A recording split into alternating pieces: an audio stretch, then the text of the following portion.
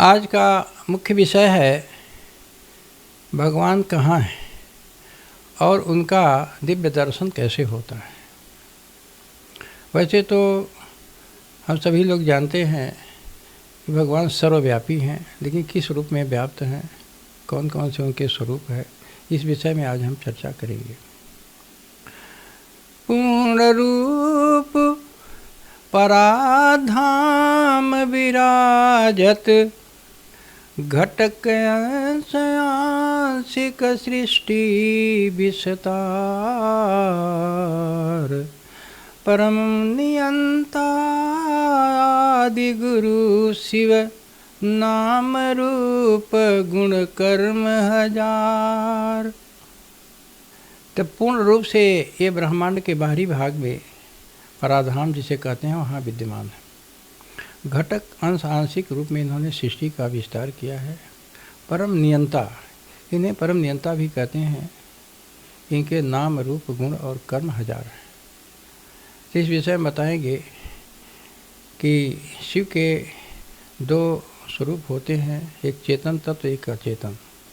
चेतन तत्व दो प्रकार के होते हैं, प्रभासी और आभासी। प्रभासी तत्व ब्रह्मांड के बाहरी भाग में होते हैं, जो नवरंगी होते हैं। उन चेतन तत्वों से जो सत तत्व बाहर निकलता है वह शिव के दो प्रकार के अंतरिम ईश्वर होते हैं, सत तत्व और विभासी तत्व, जो ये पूर्ण रूप से ब्रह्मांड के बाहरी भाग में विद्यमान होते हैं।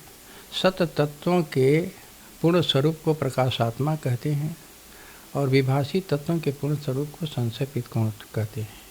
तो प्रकाशात्मा का मतलब वह पूरे ब्रह्मांड की जीवन ज्योति और चेतना, पूरे ब्रह्मांड की चेतना शक्ति होती है। ये दो रूप इनका पूर्ण रूप ब्रह्मांड के बाहरी भाग में विद्यमान होता है। घटक रूप अब आभा मंडल में आते हैं, जहाँ सृष्टि है। तो ब्रह्म की 5 कलाएं साकार है, जिसमें चौथी कला तिरोभाव कर्मा जिन्हें बोलते हैं। एक शिवलिंग है जिसमें सत तत्व जो सुनहरे रंग का होता है नीचे और विभासी तत्व सफ़ेद हीरे के समान ऊपर। इस प्रकार का एक शिवलिंग है जो कुम्हार के चक्के जैसा घड़ी के दिशा में चक्रवत घूमता है, जहाँ से इकाई आत्माएं करोड़ों की संख्या में अनवरत मृत लोग पृथ्वी पर आती हैं और 14 ग्रहों पर। तो 1 करोड़ हर सेकेंड आती हैं, तो यहाँ शरीर धारण करती हैं, जीवन लीला करती हैं। तो 1 करोड़ यहाँ से शरीर छोड़ के हर सेकेंड जाती हैं। ये बार बार जीवन मृत्यु का चक्रव्यूह चलता रहता है।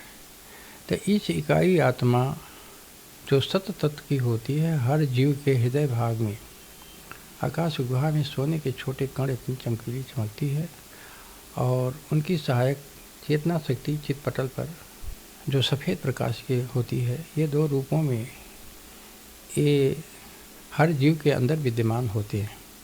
इसे हम इस प्रकार कह सकते हैं, वे हमारे बीच हैं, हम उनके बीच हैं, मगर वो दिखते नहीं। वो हमारे बीच में है, तो हमारे शरीर के अंदर आत्मा और चेतना के रूप में है, और हम उनके बीच में हैं। मतलब हमारे चारों तरफ आभासी तत्व का इकाई स्वरूप को लिंग कहते हैं, पूरा भंडार भरा है। इस प्रकार हम उनके बीच हैं, मगर वो दिखाई नहीं पड़ते हैं। दूसरी लाइन है पास मगर बहुत दूर डगर, वो परख आते नहीं।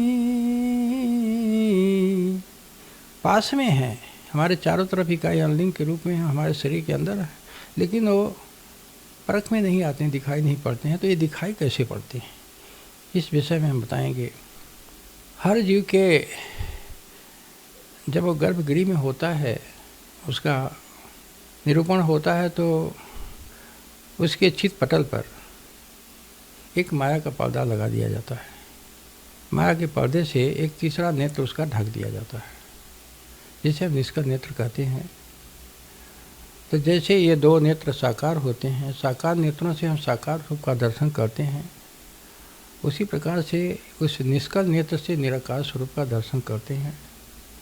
लेकिन कालांतर में बड़ा होने पर कुछ कर्मकांड के लोग उस माया के पौधे के ऊपर एक चंदन का लेप लगा देते हैं, इसका दूध पौधा हो जाता है।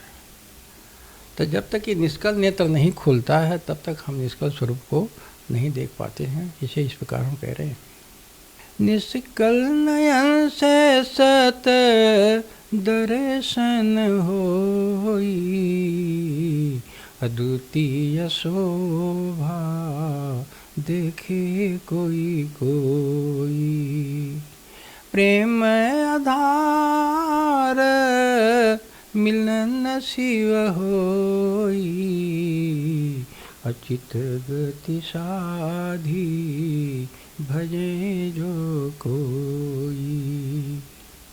तो जब तक ये निष्कल नेत्र नहीं खुलता है तो निष्कल नेत्र से ही उस परम सत्य का दर्शन हो सकता है, इसके अलावा दूसरा कोई उपाय नहीं है। और प्रेम ही उनके पाने का आधार है। वो चाहे जिस जात कुल का हो, उसे कुछ लेना देना नहीं, जात कुल से नहीं।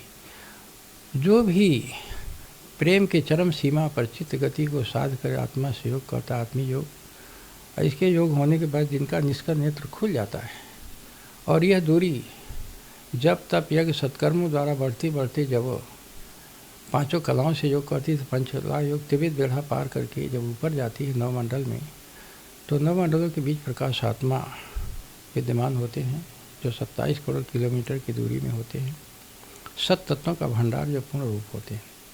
तो उसमें से पहला मंडल पुच्छल तारों का होता है। तो नवरंगी प्रकाश में इसमें लाल रंग के परम तत्व के कण होते हैं जो अनवरत रमणागत में रमणते रहते हैं।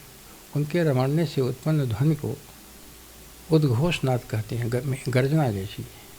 और पुच्छल तारे इसलिए कहे जाते हैं, ये परम तत्व के 7 प्रकार के रंगों से इनका संरचना तैयार होती है जो चित्रवत दर्शाई गई है।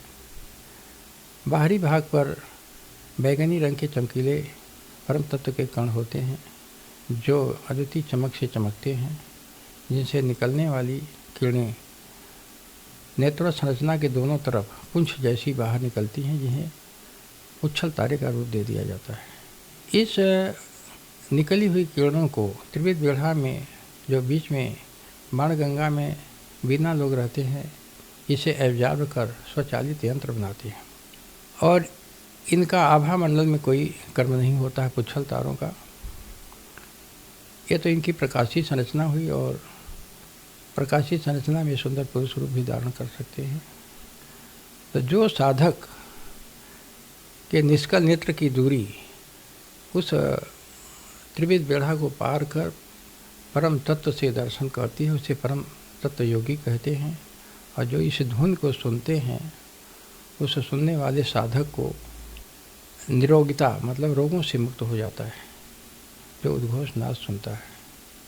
इस प्रकार परम नियंता को हमारे चारों तरफ आभासी तत्व के रूप में है, और हृदय के और चित्तपटल पर मूल परम तत्व ये सत तत्व और विभाषित तत्व के रूप में विद्यमान है, जिसे हम लोग बिना निष्कल नेत्र के देख नहीं सकते। इसीलिए प्रभु लिखवाए हैं कि हैं पास मगर बहुत दूर डगर, वो परख आते नहीं। पास में है लेकिन बहुत दूर डगर, किसी किसी को निष्कल नेत्र खोलने में 10-10 जन्म लग जाता है, क्योंकि बिना सद्गुरु की कृपा से निष्कल नेत्र नहीं खुलता है। ये अध्यात्म का विषय है। इस प्रकार अभी हमारे बीच हैं, हम उनके बीच हैं, लेकिन यह सामान्य मनुष्यों के सोच से परे है। जिनके निष्कल नेत्र खुल जाते हैं वही उनके अंतरिम ऐश्वर्य का दर्शन करता है।